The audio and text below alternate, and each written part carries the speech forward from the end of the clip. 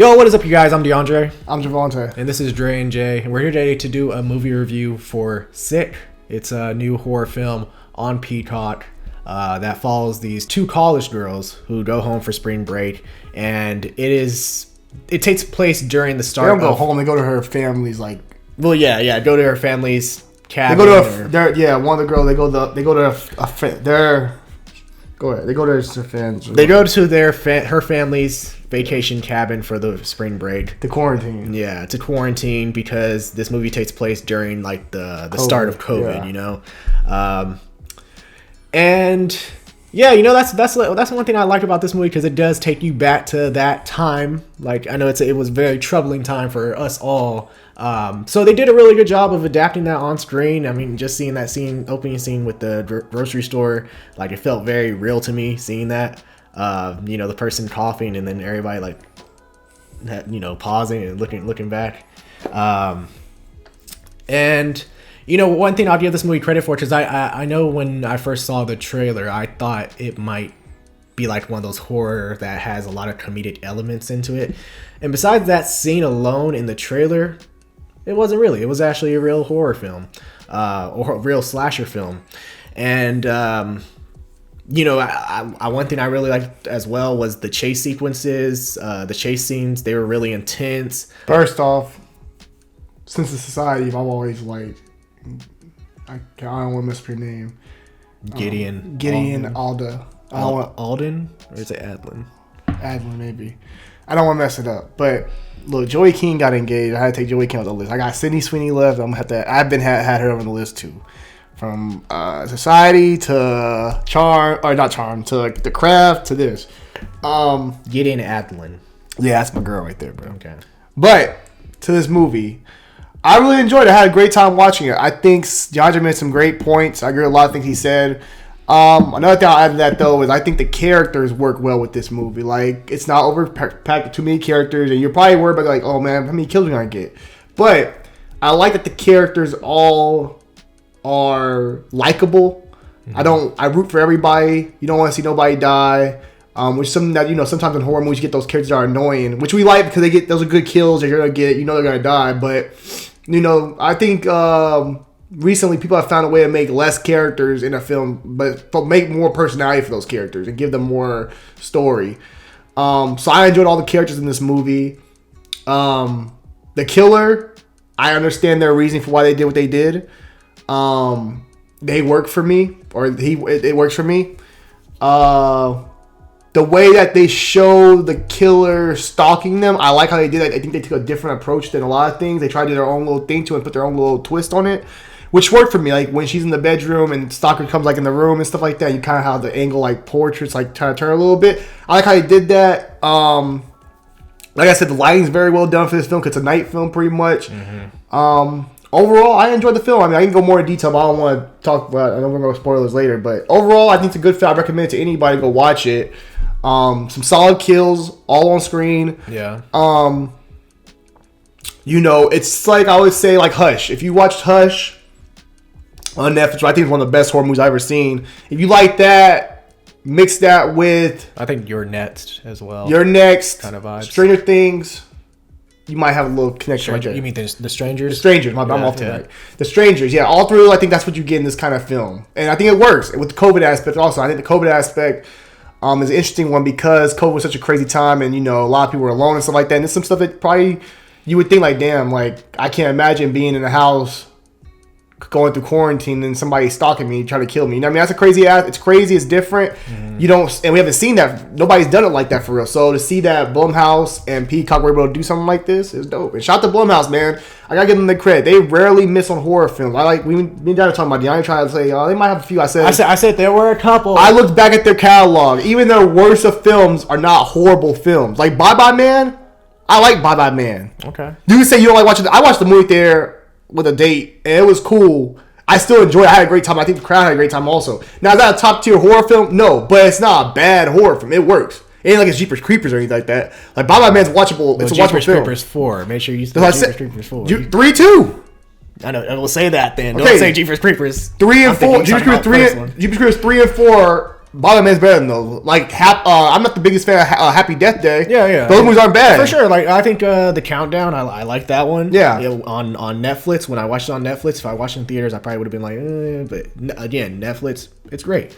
But, yeah, no, to add that right quick, I know you brought The Countdown. That's back in the time when they were also making just horror movies, like in January, drop some. But even though the ones that they dropped in January during that time where everyone just dropped horror movies, just dropped, like, some bullshit horror movies, Blumhouse always had some good content. It was still a good horror film. Maybe basic, but good. Oh, facts. Like they've had a banger horror film every year. They're the ones. Not Jason Blum. I follow him on Twitter. Yeah. So yeah, great production team over there at Blumhouse. I mean, I think it was a great film. Great for releasing it on Peacock as well. I think maybe if they've been doing stuff on Peacock. Yeah. Think about Halloween. They had the one with Kevin Bacon. Black Phone. Kevin Bacon's. The Kevin Bacon one. Also, even that show they have a show. I can't think of the name of the white woman. I can't think of the name of it. There's a show that they have also that's from Blumhouse. So they've been putting a lot of stuff on there. Yeah, facts. Trying to think what else.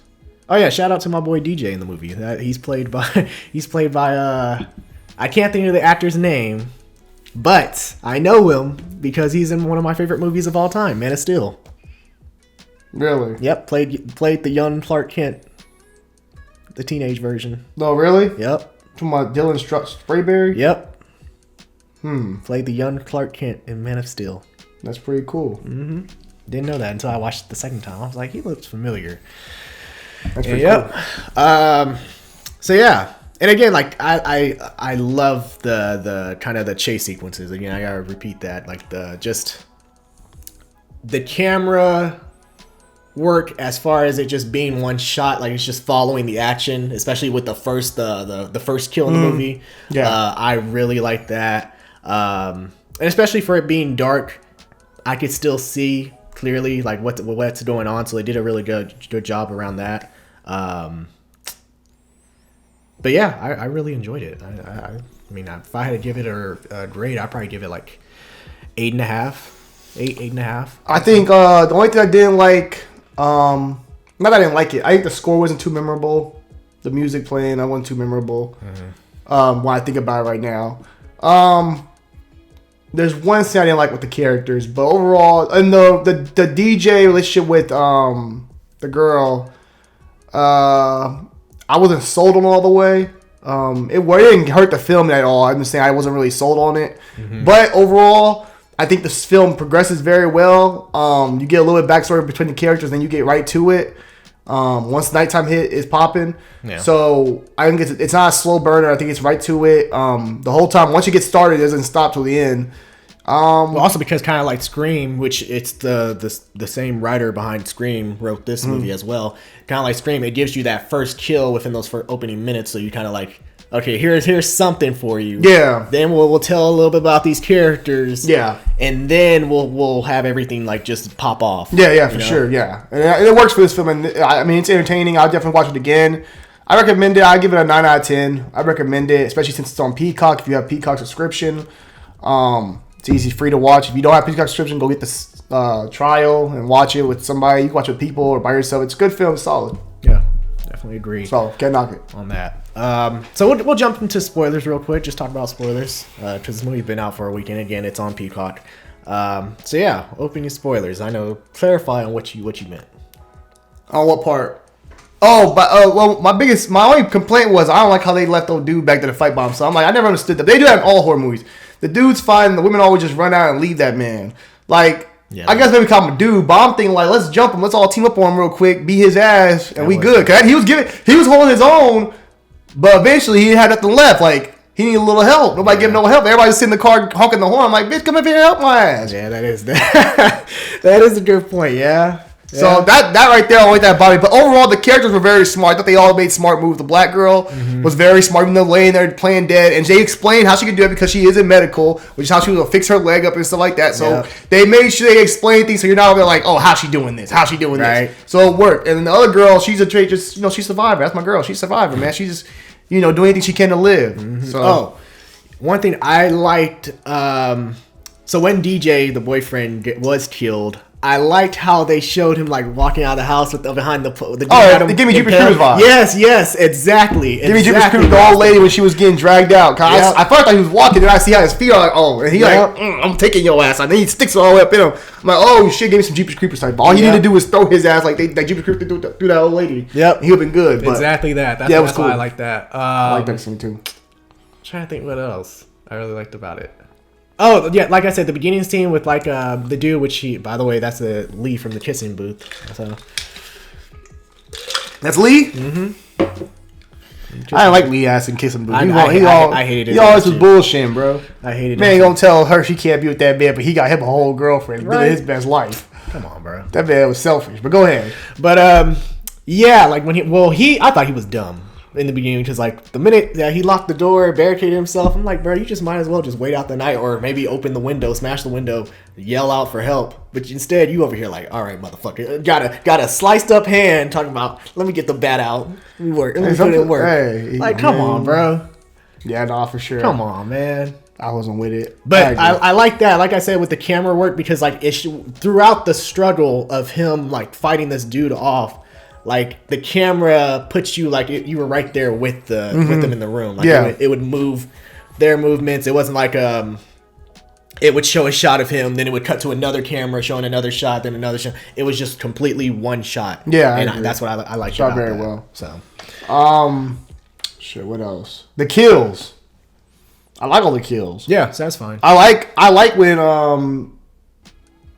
my girl was stomping old boy head out. I was like, keep going, don't stop. Yeah. And I was happy that she was smart and she kept going. Yeah, she didn't stop till that motherfucker was done or cooked at the most part. Because usually a character will smack him one time, hit with the thing up one time, maybe two, and then like, they'll start crying. Then they leave. They throw shit away, and start crying, and sit on the side of him and shit like that. And walk away. They turn around, find the body gone. Yeah, or something like that. So I'm glad they showed they made the characters realistic and smart. She kept whooping his ass. I would have stabbed his ass next, but she whooped his ass, so basically he was done. Shit, he still lived, which is crazy. Yeah, but she beat the shit out of him though. She pretty much put. I mean, he wasn't even really living like that. He was literally having to crawl like, oh fuck. You know what I mean? Yeah, but I like that, and even what's all I said? I mean, just all the kills in general. Yeah, all the kills were dope. Like Lee, when he walks out, he's over here like thinking, "Oh, he can hit shit. I'm good. I'm safe." He hears the car alarm. Looks back. Great camera work. Looks back. The killer's right behind him. That's very Scream like too. Good. I mean, I liked a lot of the kills. I think even like the dude, the Nets guy across the lake. Like, he turns around, all right, we're going to call the cops. And next thing you know, killer just... Oh, yeah, his was quick. It was just kind of crazy. I was like, oh, shit, that's that fast? Even how he got in the water, I was like, oh, shit, my phone got in the water. And so I ain't never seen me and Mario talking. I was like, I ain't never seen a killer get in the water and start swimming. Michael Myers would never do no shit like that. Neither with Jason. Molly said Jason. I was like, Jason don't like no damn water like that. Not to that extent. And then that motherfucker swam over there. And all that kind of stuff. That was a little bit different. They did some things that were different, but also one thing that this film did was they really kept it basic. And that's good. That works. If you can keep a basic story, you can keep it basic and add little bits and pieces here, it will still be a great film. You don't have to go all out and try to recreate the wheel when it comes to horror. Give me a good story, give me some solid characters, give me some nice little action-packed scenes of kill popping up and stuff like that. Give me some good kills, and I'm happy. You know what I mean? I think Blumhouse is one of the companies that has really found the niche of what people want to see in horror films. Yeah. You know what I mean? Like, it doesn't have to be too crazy. You can keep it simple. As long as, you know what I mean? As long as everything's like the small things are intact, like the characters, story, everything making sense. Mm-hmm. The killer makes sense. The killer's not doing no stupid shit that doesn't make no sense. You know what I mean? Like stuff like that. So they did a great job with that in this film also. But also go to get to the killers. Yeah, which was crazy because when we watched the trailer, like, you think the old lady in the car, which made the scene not even funny no more, because you're like, oh, okay, now I get why she did that. Yeah. She put the mask on. The mask had chloroform in it and knocked the girl out. And then they revealed themselves as parents of one of their kids kissed old girl at a party, which everybody I knew it was coming to. I caught on. I caught on to it. I mean, yeah, when I watch it again, then you kind of catch on to like how reckless she was being in the beginning of the movie, not wanting to wear her mask in front of her friend. So their son ended up dying in the hospital from getting it from her and from that other dude and from all the people she was kissing that night. You know, getting around doing her thing. So they did like contact tracing. They were finding everybody else who was at that party who was in contact with the old girl. Exactly, they were killing them. So I respect that kind of angle from the villain. Like a killer that's going to for revenge for their kid, it made sense. Yeah. It also made sense to have two killers. to get around and move around and stuff. Yeah, for sure. Because it was the dad and then it was his son. Yeah, and the wife. But their reasoning made sense. I understood why they were doing what they were doing. You know what I mean? And sometimes you want that. Sometimes you just want the killers just to be because you were like strangers. The strangers, you were home. You know what I mean? That's creepy as fuck too. Like you kind of want that also. But this is something like you're like, damn. Like I kind of understand why they are doing what they're doing. They don't have no reckless meaning for it because they old. They doing this for a reason. So it made sense. I could rock with that. At the end I was like, oh, okay. I kind of started to put it together. It's like, oh, okay. I already saw the video when DJ was talking about it and stuff like that. But yeah, and even like the texts at the beginning, like they would send to him like having fun. Yeah. Going to any parties, like they're trying to be like sarcastic with them. And, yeah, exactly. So it made sense. So the killers were it really they kept the COVID thing in there. They didn't overplay the COVID thing. Like it was, of course, the setting because the theme of it, because 6 feet apart, mask, all kinds of stuff. But even how they ended it with the whole tie-in being about the COVID. Yeah, it worked. So I can't knock that. I mean, I give it a solid 9. I think that's very well played. And it's different. We haven't seen anything like that, like a movie with involving COVID, like in that kind of way and stuff like that. So it's yeah, facts. And because they made this movie a while back, but they released it now. They released it actually in I think September, and then it came here to the U.S. now, which I think I guess it makes sense, especially like some years past before releasing a movie like this. Yeah, for sure. Because again, COVID, a lot of people lost family to it, so it's a very sensitive gray area that you don't want to piss people off. So I understand completely why they release it now instead of when at the height of COVID. Yeah, for sure. So also, why go in theaters at the height of COVID, but yeah, for sure, that's true as well. But yeah, that too, though, of course. But yeah, otherwise, man, I think Sit's a great movie. If you haven't watched it, be sure to watch it. It's on Peacock right now. So again, I gave it an 8.5 out of 10. I think it's amazing. It does. If you're a fan of Scream and a lot of these slasher films, then I think this movie is for you. House Invasion. Yeah, House Invasion, Home Invasion type films. Then I think you'll enjoy this movie. You know what we need to do? Top 10 Blumhouse horror films. That'd be a good deal because there's so many bangers. I think our list would be a very interesting list. I like that. I don't think you're gonna have Halloween that high in there. You might have one Halloween movie. Maybe you might put one of them. I'll put one of them. I won't put all of them for sure. I still haven't seen Megan. I need to go watch that. Yeah, Megan, another one will be in there. There's some stuff, man. We got some stuff. That'll be a dope video to make. Most definitely. But guys, overall, go check it out. If you haven't seen it yet, if you have, let us know what you guys thought down below. And where would you rank this as far as your horror movies from this year so far and from last year? Yeah. Give me the list. Also, where would you rank this as far as at-home horror films? That horror films that have released straight to streaming or, on demand. Where would you rank this as far as horror films for you? But yeah, we hope you guys enjoyed this review of Sick. Be sure to check it out on Peacock. And if you enjoyed this review, feel free to like, share, and subscribe. I'm DeAndre. I'm Javante. And this is Dre and Jay. Hey, my girl. Hey, shout out to you. I did a great job in the movie. Yeah, Diddy and Avalon. It was great. She was amazing. She was great. Amazing. I liked her in a lot of amazing. Projects. Yeah, she was amazing, okay? I liked her in a lot of projects. I just don't like her in that. She better than Zendaya. Look, she's an actress. Okay, and that's when we're going to sign off on this video. We got to start keeping it a buck. That's when we're going to sign off on this video. Shit, Sydney Sweeney might be better too. All right, shutting off this video now. Deuces. Take care, guys.